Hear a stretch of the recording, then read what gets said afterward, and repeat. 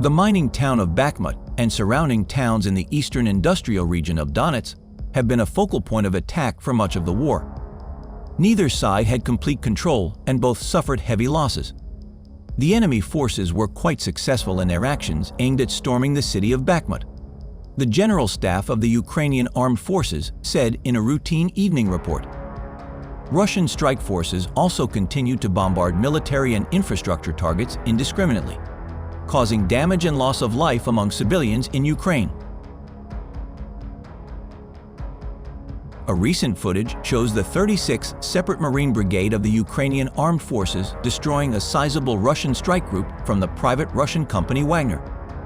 Ukrainian operators noticed enemies on a forest path and adjusted artillery fire on the assault group, and then they cleaned it with dozens of well-dropped grenades.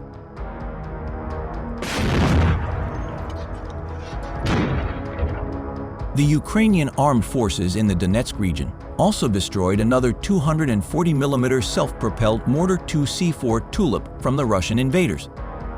Ukraine released relevant video, recorded by an unmanned aerial vehicle, whose operator may have found a target and corrected a well-aimed strike from an unspecified weapon.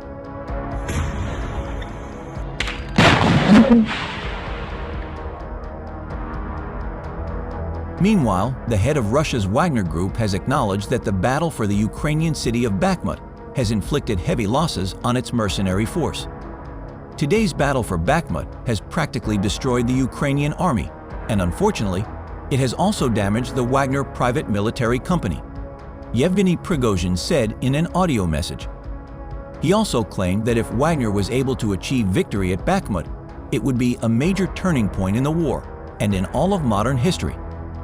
Russian officials say their troops are still capturing ground in the street fighting inside Bakhmut, but have so far failed to encircle it and force the Ukrainians to retreat, as seemed possible weeks ago.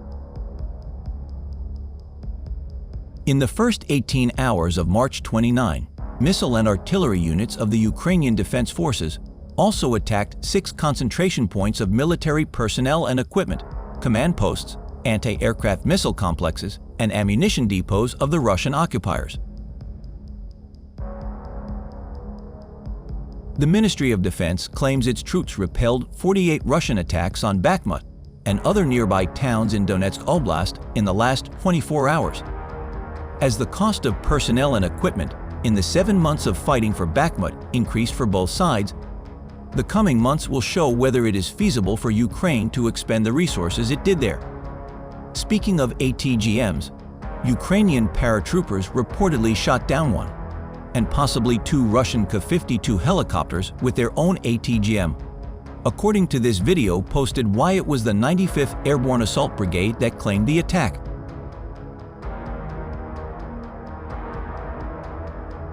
Meanwhile, Russian forces that have attempted to encircle the town of Avdiivka in recent days have made little gains despite heavy losses in armored vehicles, including tank regiments.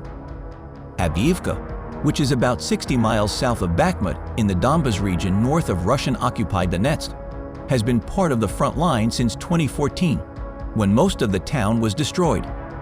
Yevgeny Prigozhin, head of the private military company Wagner Group, recently denied reports of his troops moving to Avdiivka.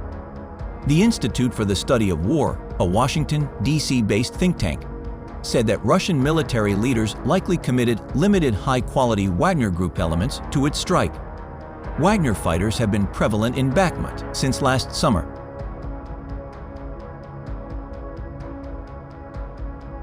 The war moved quickly, he added, so a captured city could become less important because of the potential for fighting to take place in other fortified areas of the Donbass.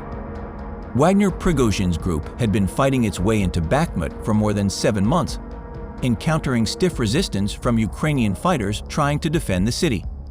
The capture of Bakhmut is seen as a stepping stone for the Russians trying to expand their grip on Donetsk in eastern Ukraine.